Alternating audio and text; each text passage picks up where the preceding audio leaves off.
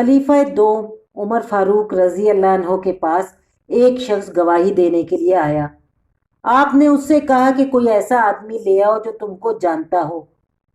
इसके बाद वो एक आदमी को ले आया।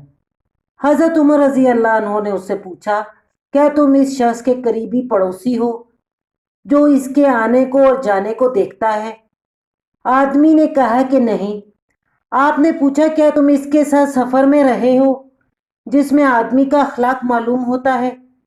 आदमी ने कहा कि नहीं। आपने पूछा, क्या तुमने इसके साथ दिनार और दिरहम का मामला किया है जिसके जरिए आदमी का तकवा जाहिर होता है?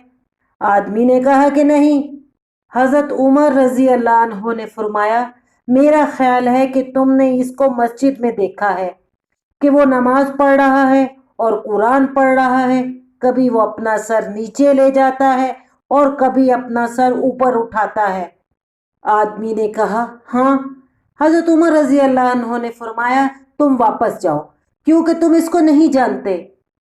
मज़कूरा आदमी जिस शख्स की नेकी की गवाही देने आया था उसको उसने खुदा के सामने खड़ा होते हुए देखा था, मगर उसने उसको इंसान के सामने खड़ा होते हुए नहीं देखा था।